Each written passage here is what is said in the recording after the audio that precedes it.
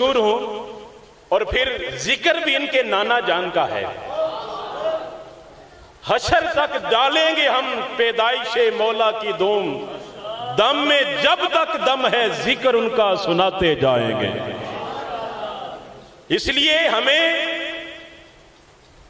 اور جس کو جو ملا، جتنا ملا، جیسا ملا، حضور کے در سے ملا ہے۔ در رسالت مآب صلی اللہ علیہ وآلہ وسلم سے ملا ہے، اور جتنا ملا ہے، جب ملا ہے، حضور کے در دولت سے ملا ہے، کیونکہ اللہ دیتا ہے اور سرکار تقسیم فرماتے ہیں۔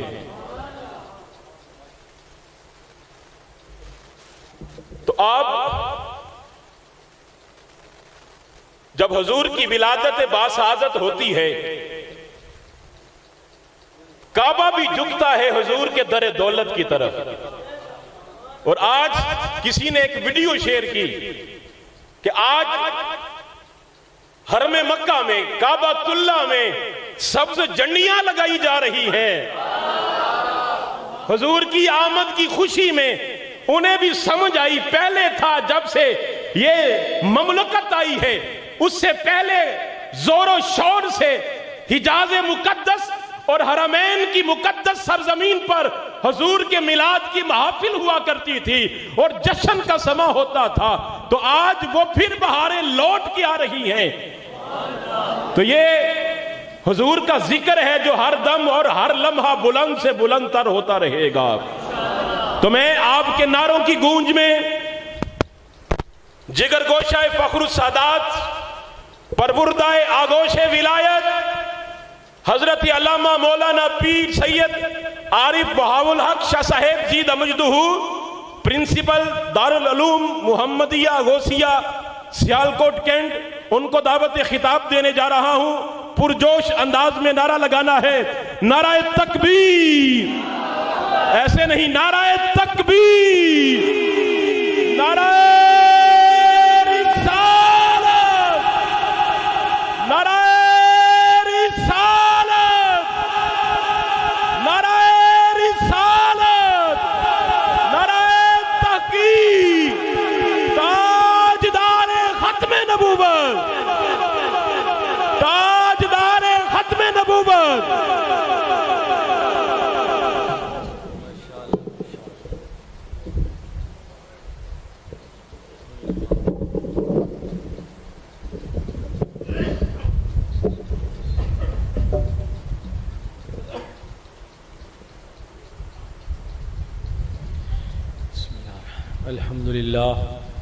الحمد لله نحمده ونستعينه ونستغفره ونؤمن به ونتوكل عليه ونعوذ بالله من شرور أنفسنا ومن سيئات أعمالنا من يهده الله فلا مضل له ومن يضلل فلا هادي له ونشهد أن لا إله إلا الله وحده لا شريك له ونشهد أن سيدنا ومولانا وحبيبنا وحبيب ربنا محمدا عبده ورسوله أما بعد فأعوذ بالله من الشيطان الرجيم بسم الله الرحمن الرحيم وتوزروه وتوكروه وتسبحوه بكرة وأصيلا صدق الله العلي العظيم وصدق رسوله النبي الأمي الكريم إن الله وملائكته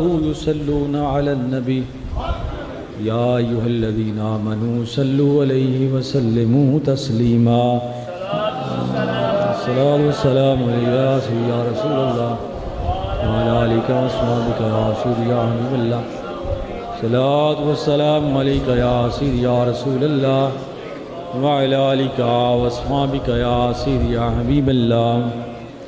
حضرات محترم برادران اسلام، اللہ تعالیٰ کا لاکھ لاکھ شکر ہے جس نے مجھے آپ سب کو حضور کے میلاد پاک کی اس خوبصورت محفل میں آنے کی توفیق عطا فرمائی ہے۔ اللہ تعالیٰ ہم سب کی حاضری قبول فرمائے، ہم سب کو حضور نبی پاک صلی اللہ علیہ وآلہ وسلم کی سچی محبت عطا فرمائے، آپ کی آل پاک، آپ کے صحابہ کرام سب کی محبت الفت عطا فرمائے، اور اسی طرح حضور کا میلاد منانے کی تادم حیات ہم سب کو توفیق عطا فرمائے۔ خوش قسمت ہوتے ہیں وہ لوگ جو اللہ تعالیٰ کی دی ہوئی نعمت کی قدر بھی کرتے ہیں، اس کا اظہار بھی کرتے ہیں، اس کی خوشی بھی کرتے ہیں۔ حضرت شیخ سعدی رحمۃ اللہ علیہ آپ ایک بڑی مشہور حکایت خواب اپنی بیان کرتے ہیں۔ حضرت شیخ سعدی فرماتے ہیں کہ میں نے خواب دیکھا کہ 3 کمرے بنے ہوئے ہیں اور وہاں اللہ کے فرشتے تینوں کمروں میں بیٹھے ہوئے۔ ایک کمرے میں لوگوں کی طرف سے خط آتے ہیں، وہ خط کو پڑھتے ہیں اور وہ خط پڑھ کے دوسرے کمرے والے جو فرشتے ہیں ان کو دے دیتے ہیں۔ وہ خط کے مطابق چیزیں جو ہیں، نعمتیں، وہ بندوں کو دے دیتے ہیں۔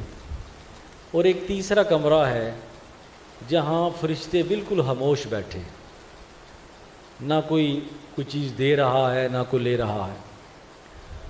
تو شیخ سعدی فرماتے ہیں میں نے وہاں ایک فرشتے سے پوچھا کہ یہ 3 کمرے ہیں، پہلے کمرے کا کیا معاملہ ہے، دوسرے کا کیا معاملہ ہے، تیسرے کا کیا معاملہ ہے؟ وہ فرماتے ہیں کہ پہلے کمرے میں وہ فرشتے ہیں جو بندوں کی درخواستیں وصول کرتے ہیں، ان کے سوالات وصول کرتے ہیں، جو وہ مانگتے ہیں وہ وصول کرتے ہیں، اور پڑھ کے وہ دوسرے کمرے کے فرشتوں کو دے دیتے ہیں۔ دوسرے کمرے کے فرشتے اللہ کے حضور دعا کرتے ہیں، ان کو وہ نعمتیں دی جاتی ہیں، اور وہ فرشتے واپس وہ جو رکے ہیں نعمتیں بنا کر ان بندوں کو واپس کر دیتے ہیں۔ تو میں نے پوچھا کہ تیسرے کمرے والے فرشتے یہ خاموش بیٹھے ہوئے ہیں؟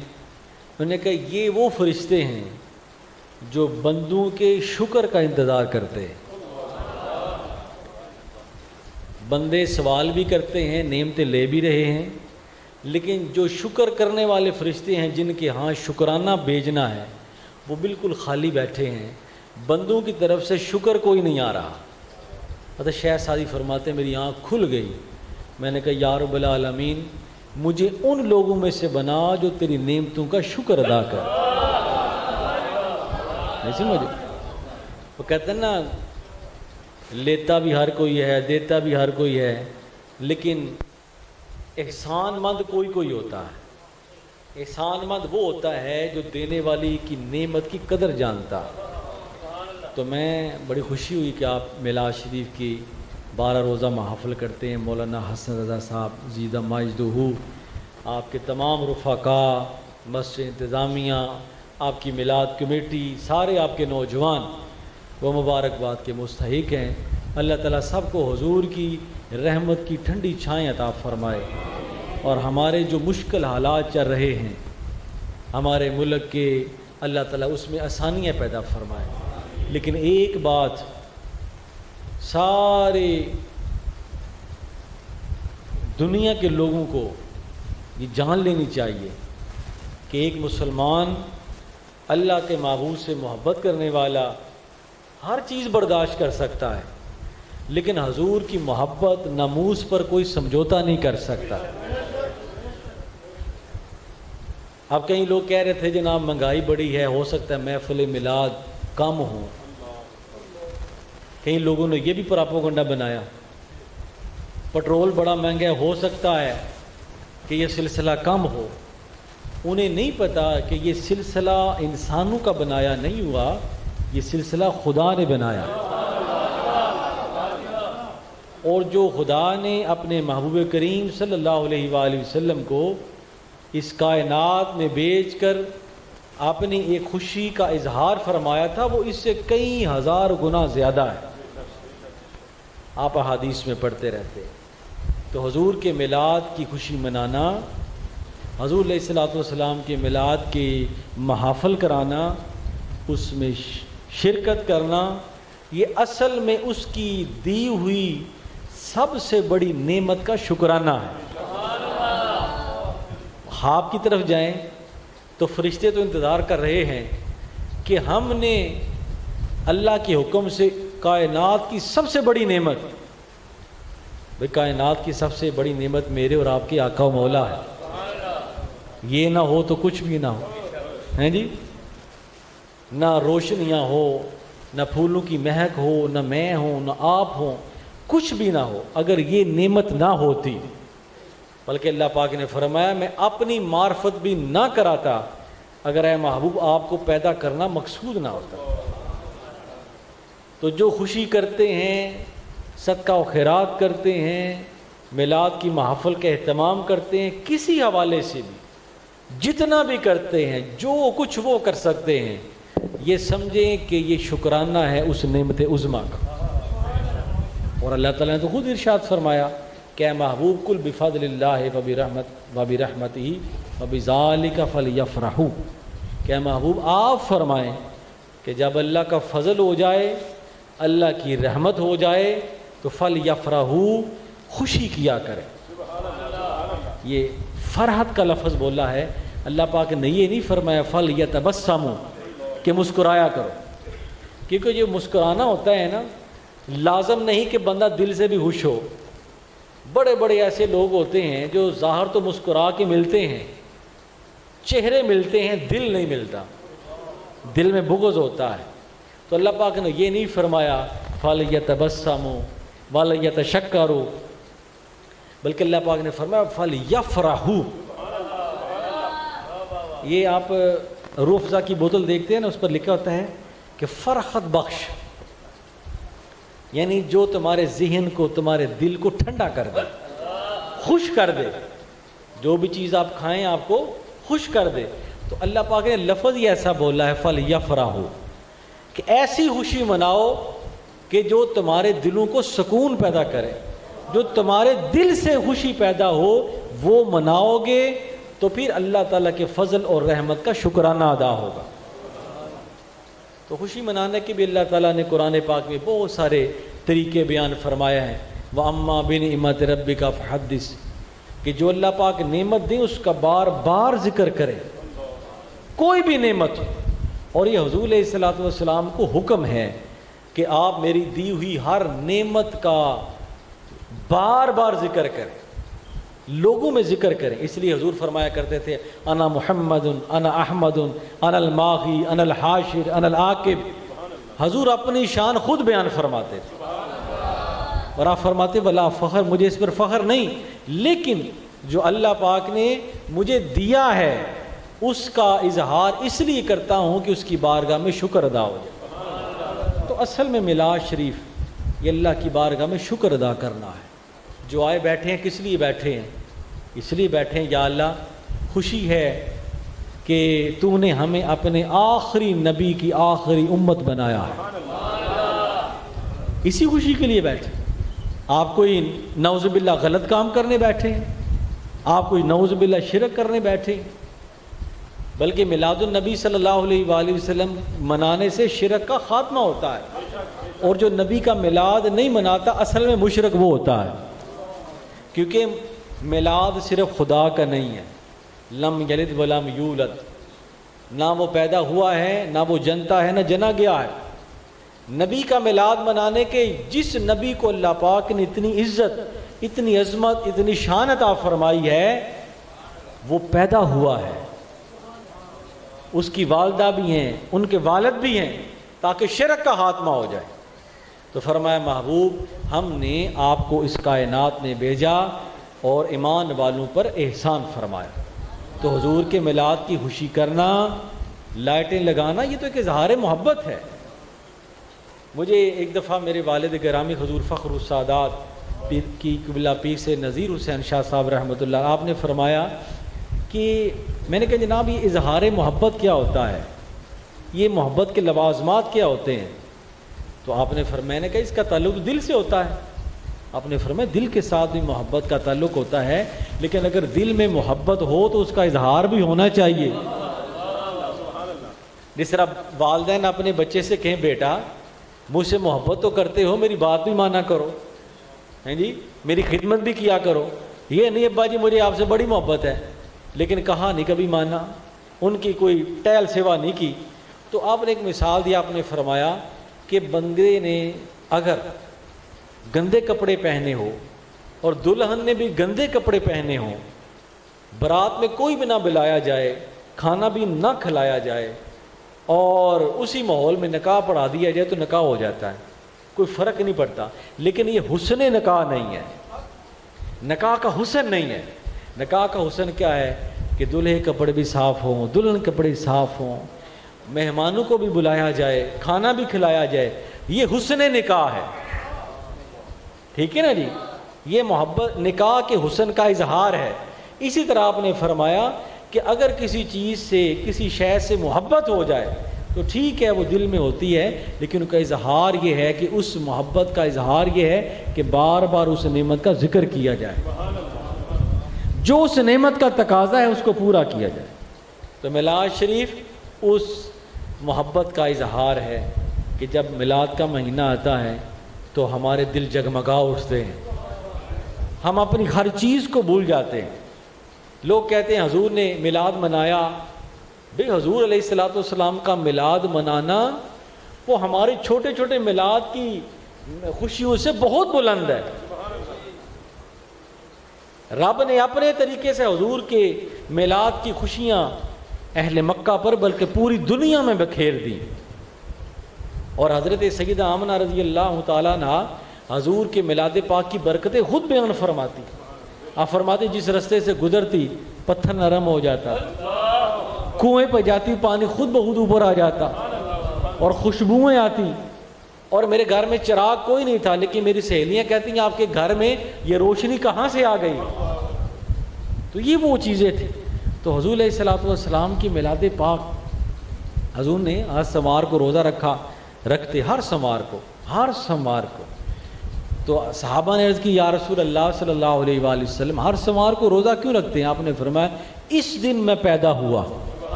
تو بہرحال موضوع لمبا ہو جائے گا۔ میں نے جو قرآن پاک کی آیت کریمہ پڑھی ہے، آپ اللہ پاک ارشاد فرماتے ہیں تُعَزِّرُوهُ وَتُعَكِّرُوهُ وَتُسَبِّحُوهُ بُكْرَةً وَأَصِيلًا۔ یہ اللہ پاک نے 3 صیغے بولے ہیں۔ کتنے صیغے بولے؟ تُعَزِّرُوهُ، میرے محبوب کی حد سے زیادہ تعظیم کرو، وَتُعَكِّرُوهُ، میرے محبوب کی حد سے زیادہ توقیر کرو، اور تیسرا لفظ وَتُسَبِّحُوهُ، اور اپنے رب کی حد سے زیادہ تسبیح بیان کرو۔ اب ہونا تو یہ چاہیے کہ رب والی بات پہلے ہو اور حضور والی بات بعد میں ہو۔ میری بات سمجھ گئے نا؟ اور دوسری بات، 2 صیغے اللہ تعالیٰ نے اپنے محبوب کے لیے ارشاد فرمائے، اور صرف 1 صیغہ اپنی ذات کے لیے۔ یا تو وہ بھی 1 صیغہ ہونا چاہیے تھا، یہ بھی 1 صیغہ ہونا چاہیے تھا، اور اگر وہ 2 صیغے ہیں تو یہ بھی 2 صیغے ہونے چاہیے تھے۔ لیکن عجیب اللہ تعالیٰ نے اپنے محبوب کی شان بیان فرمائی ہے، فرمایا 2 چیزیں اپنے محبوب کے لیے۔ کون سی؟ تُعَزِّرُوهُ، حد سے زیادہ۔ دیکھیں آپ نے احترام کیا، میں آیا، آپ نے نعرے لگائے، آپ نے پھول پہنائے، آپ نے عزت افزائی کی، یا کوئی بھی آ جائے تو یہ لمیٹڈ ہے، حد میں۔ لازم نہیں کہ آپ میری ہر بات کو تسلیم کریں، لازم نہیں کہ ہر موقع پر آپ جو ہے وہ حد سے گزر جائیں۔ آپ مجھ سے زیادہ اپنے شیخ کی عزت کر سکتے ہیں، مجھ سے زیادہ آپ کسی اور ولی کامل کی، مجھ سے زیادہ آپ جو ہے وہ کسی یہاں مدفون بزرگ جو ہیں ان کی عزت آپ کے ہاں موجود ہے۔ تو میری یا کسی اور کی عزت جو ہے وہ محدود ہے۔ والدین ہیں، شیخ ہیں، آپ کے بڑے بھائی ہیں، کوئی بھی چیز ہے، اللہ پاک نے فرمایا ہر چیز کی عزت حد میں رہ کر کرو، ہر چیز کی عزت حد میں رہ کر کرو، کیونکہ اللہ تعالیٰ نے ہر انسان کو محدود بنایا ہے۔ غلطی ہو سکتی ہے، خطا ہو سکتی ہے، کوئی ایسی بات ہو سکتی ہے، آپس میں بڑے بڑے جگری دوست لڑ پڑتے ہیں، تو حد میں عزت ہوتی ہے۔ فرمایا جب میرے محبوب کی بات آئے تو پھر حد نہیں رکھنی، میرے محبوب کی عزت حد سے بڑھ کر کر۔ نعرہ تکبیر، نعرہ رسالت، نعرہ رسالت، نعرہ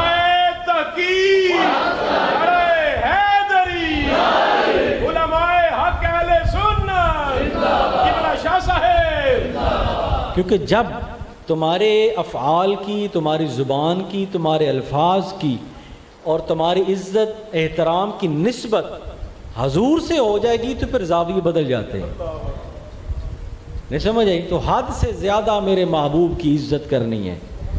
اور دوسرا لفظ بولا، اور سورہ احزاب میں بھی اللہ تعالیٰ نے اس چیز کی تشریح فرمائی ہے۔ اللہ پاک نے فرمایا النبی اولیٰ بالمؤمنین من انفسہم، نبی کا مقام تمہاری جانوں سے بھی زیادہ ہے، نبی کا مقام تمہاری جانوں سے بھی زیادہ ہے۔ اللہ تعالیٰ جان کے مقابلے میں اگر نماز آ جائے نا تو اللہ پاک فرماتے ہیں نماز چھوڑ دو، جان بچا لو۔ جان کے مقابلے میں اگر روزہ آ جائے تو اللہ پاک فرماتے ہیں روزہ چھوڑ دو، جان بچا لو۔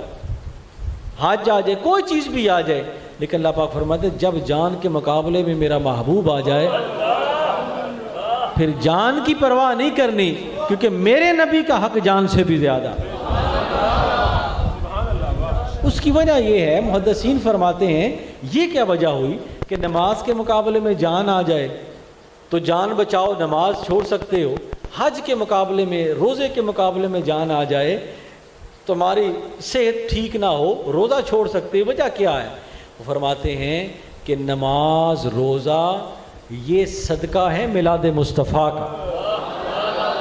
اگر حضور نہ ہوتے نماز نہ ہوتی، اگر حضور نہ ہوتے تو زکوٰۃ کا پتہ کیسے چلتا، اگر حضور نہ ہوتے تو ہمیں حج کے طریقے کون بتاتا، حضور نہ ہوتے تو روزے کے حوال کا ہمیں کیسے پتہ چلتا۔ جس طرح حضرت حذیمہ رضی اللہ تعالیٰ عنہ حضور کے بڑے پیارے صحابی تھے، انہوں نے دیکھا کہ ایک دفعہ حضور علیہ الصلوۃ والسلام ایک یہودی کے ساتھ جو ہے، یہودی حضور کے ساتھ الجھ رہا، جھگڑا کر رہا، تو آپ قریب ہوئے، عرض کی یا رسول اللہ میرے ماں باپ آپ پر قربان جائیں، صرف جان ہی نہیں میرے ماں باپ آپ پر قربان جائیں۔ ماں باپ سے بڑا قریبی رشتہ ہوتا ہے، لیکن صحابہ فرماتے یا رسول اللہ وہ بھی آپ پر قربان جائیں، میں تو قربان ہوا ہی ہوا، میرے ماں باپ بھی آپ پر قربان جائیں۔ یا رسول اللہ کیا معاملہ ہے؟ فرمایا کچھ دیر پہلے اس یہودی نے میرے ساتھ معاملہ کیا، اونٹ مجھے فروخت کیا، اب یہ یہودی انکار کر رہا ہے، اسے کہیں سے زیادہ پیسے ملنے کا آرڈر آ گیا ہے، تو مجھے کہہ رہا ہے کہ اے محمد صلی اللہ علیہ وآلہ وسلم کوئی گواہ لے کر آئے کہ میں نے یہ اونٹ آپ کو بیچا ہے۔ تو میرے پاس اس وقت کوئی گواہ نہیں تھا، تو میں گواہ تو پیش نہیں کر سکتا۔ تو حضرت حذیمہ رضی اللہ تعالیٰ عنہ آپ نے ارشاد فرمایا یا رسول اللہ میں گواہی دیتا ہوں، میں گواہی دیتا ہوں کہ آپ نے یہ اونٹ خریدا ہے۔ تو حضور نے فرمایا حذیمہ تو اس وقت موجود نہیں تھا۔ حضور نے یہ نہیں فرمایا حذیمہ تو جھوٹ بول رہا ہے، یہ نہیں فرمایا۔ حضور نے اپنے صحابی کو یہ نہیں فرمایا کہ تو جھوٹ بول رہا ہے، بلکہ فرمایا حذیمہ تو اس وقت موجود نہیں تھا۔ آقا اپنے غلاموں پر کتنا کرم فرما رہے۔ تو حضرت حذیمہ نے فرمایا یا رسول اللہ یہ تو ایک اونٹ کی بات ہے جو کہ ایک چھوٹا سا جانور ہے، ہم نے تو رب کو رب اس لیے مانا ہے کہ آپ نے فرمایا، ورنہ ہم نے تو رب کو نہیں دیکھا، آپ نے کہا وہ ایک ہے، ہم نے کہا وہ ایک۔ یا رسول اللہ آپ فرماتے ہیں کہ جو میں کہہ رہا ہوں یہ قرآن ہے، تو ہم نے کون سا جبرائیل علیہ السلام کو دیکھا ہے؟ یہ تو آپ نے فرما دیا، تو ہم نے کہا یہ قرآن ہے۔ آپ نے فرمایا جنت ہے، تو ہم نے کہا جنت ہے۔ آپ نے فرمایا دوزخ ہے، ہم نے کہا دوزخ ہے۔ یا رسول اللہ ہم نے کون سی جنت دوزخ دیکھی ہے؟ ہم نے تو صرف آپ کو دیکھا ہے، ہم نے آپ کی ذات کا مشاہدہ کیا ہے۔ تو پتہ ہے حضور نے کیا کرم فرمایا؟ آپ نے فرمایا اے حذیمہ انت ذو الشہادتین، اے حذیمہ میرا کوئی غلام، میرا کوئی صحابی اگر گواہی دے گا تو اس کی گواہی ایک گواہ کے برابر ہوگی، تو گواہی دے گا اور تیری گواہی دو گواہوں کے برابر۔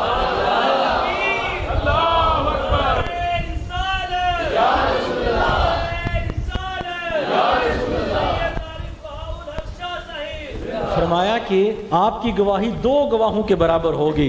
یہ ہے حضور کا مختار ہونا۔ جب کہتے ہیں نا حضور مختار کل ہیں، جو کہہ دیا وہ ہو گیا۔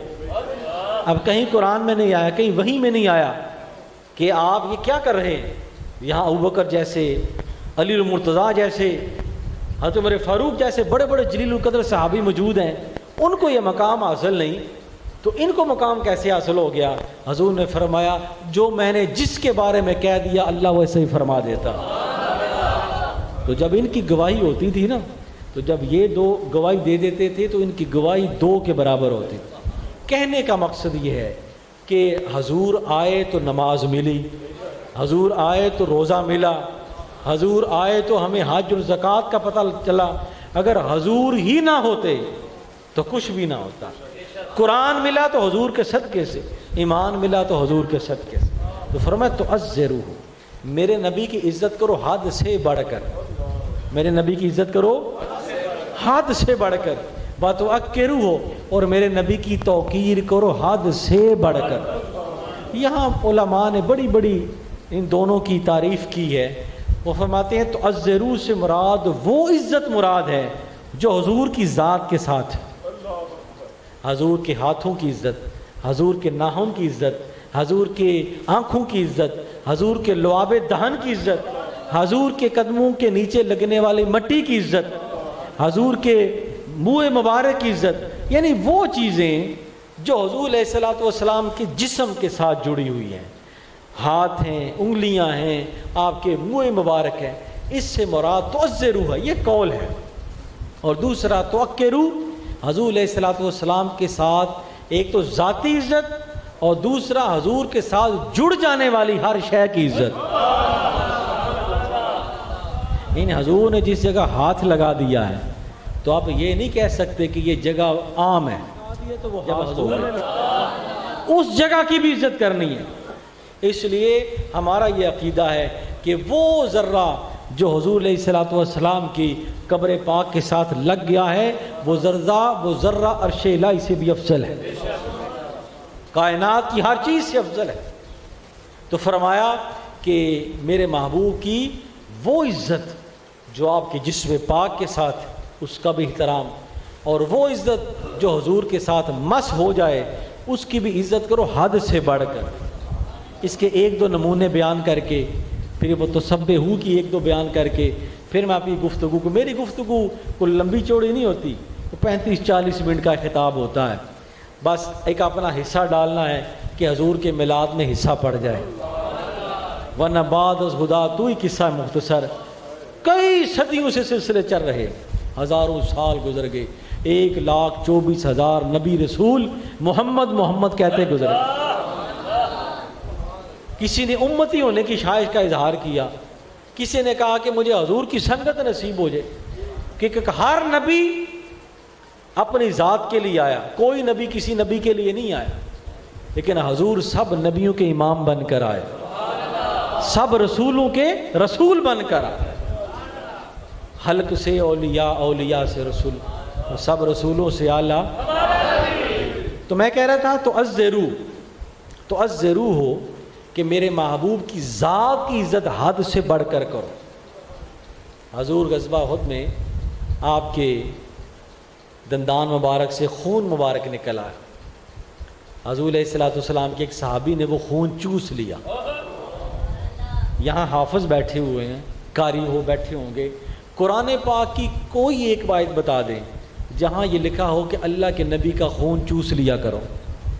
ہمارے پاس قرآن پاک ہے نا، سب سے بڑی کتاب، قرآن پاک کی کسی آیت کا بالواسطہ بلا واسطہ یا سیاق و سباق کے مطابق کوئی ایک آیت ہو جس کا معنی ہو کہ تم میرے محبوب کے خون کو چوسا کرو، کہیں نہیں لکھا، لیکن چوس لیا تو حضور علیہ الصلوۃ والسلام نے فرمایا اللہ تعالیٰ نے تجھ پر جہنم کی آگ کو حرام کر دیا،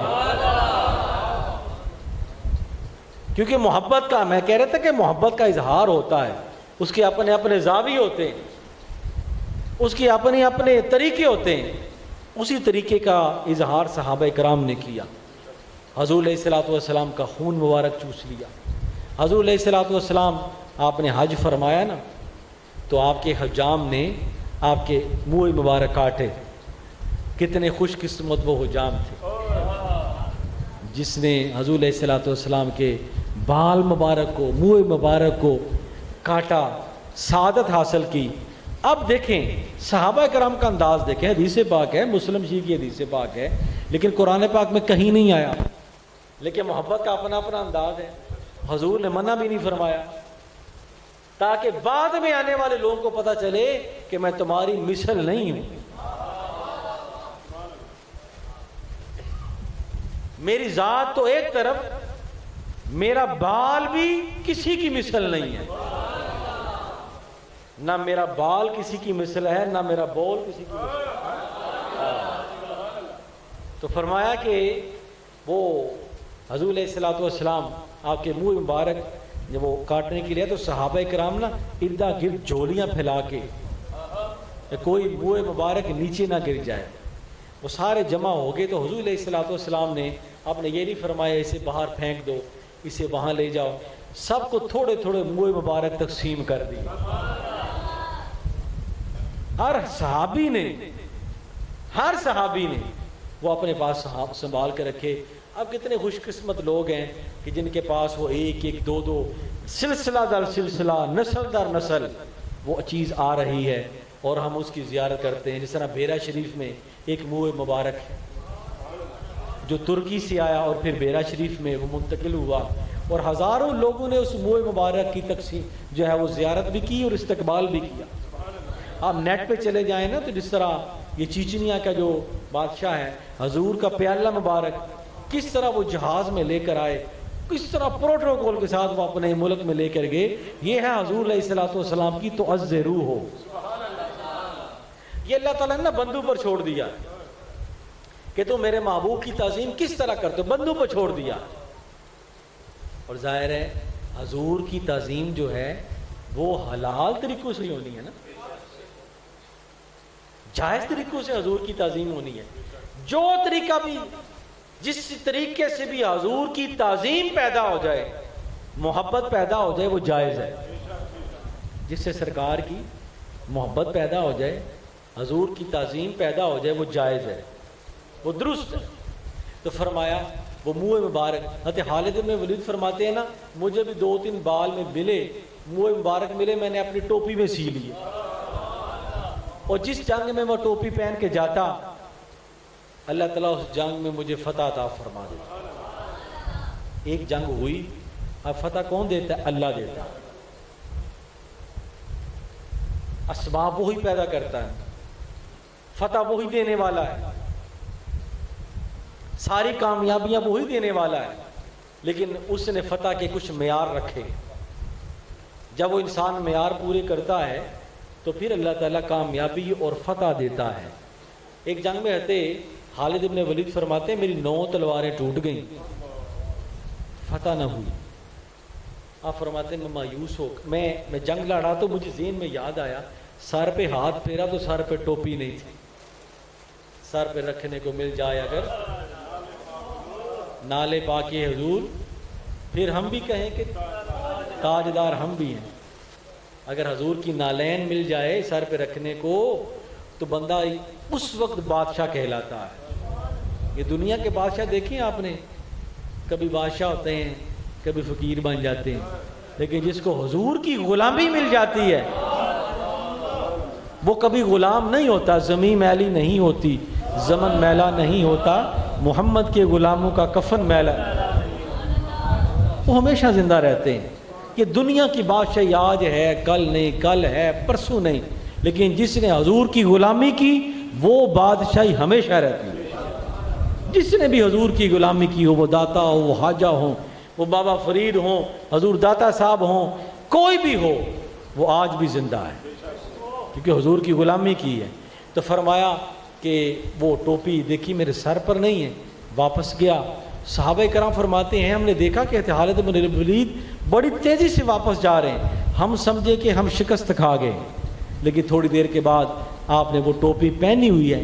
حضرت خالد بن ولید فرماتے جیسے ہی میں جنگ میں داخل ہوا اللہ نے ہمیں فتح عطا فرمایا۔ پہلے 9 تلواریں ٹوٹی تو جنگ فتح نہیں ہوئی، اور اب کوئی تلوار چلی بھی نہیں تو اللہ نے فتح دی۔ یہ وہ جذبہ ہے تو عز روح ہو کہ میرے محبوب کی عزت کرو حد سے بڑھ کر، تعظیم کرو حد سے بڑھ کر، اور میں اس موقع پر وہ ہمارا جو ایک کرکٹر ہے، کیا نام ہے اس کا، حال لطیف، میں کوئی اتنا شوقین تو لیکن اس کے جذبے کو سلام پیش کرتے ہیں کہ جس نے گستاخ رسول کے لیے اپنی ساری جائیداد، اپنی ساری زندگی داؤ پر لگا دی۔ کوئی بندہ یہ نہ سمجھے کہ میں کوئی ناموس رسالت کی بات کر کے کہ میں کو بڑا نہیں، اللہ تعالیٰ اس کا پہرا کسی سے بھی کروا لیتے ہیں۔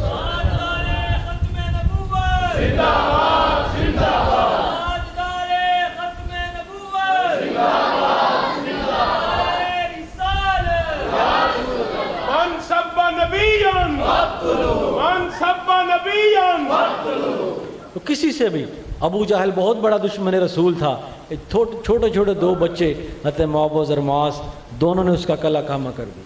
تو یہ اللہ تعالیٰ نے حضور کی ناموس کا پہرا اپنے ذمہ لیا ہوا، کسی سے کام لیا، اس سے کام لے لیا، اس سے کام لے لیا، سبحان اللہ۔ تو اکے روح ہو، میرے محبوب کی ان چیزوں کی بھی عزت کرو جن کے ساتھ میرے محبوب کا جسم جڑ جاتا ہے۔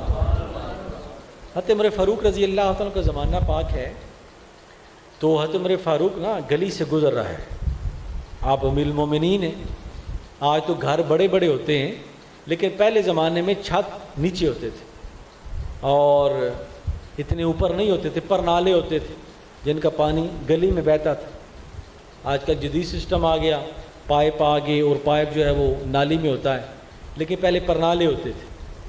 تو حضرت عمر فاروق رضی اللہ تعالیٰ عنہ گزر رہے ہیں، تو وہاں سے پرنالے سے خون بہہ رہا تھا، وہ خون کے چھینٹے حضرت عمر فاروق رضی اللہ تعالیٰ عنہ آپ کی جسم پاک پر پڑ گئے۔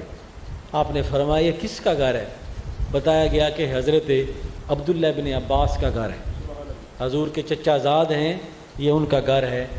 فرمایا خون کہاں سے آ رہا ہے؟ انہوں نے کہا وہ چھت میں مرغی ذبح کر رہے ہیں تو اس مرغی کا خون آ رہا۔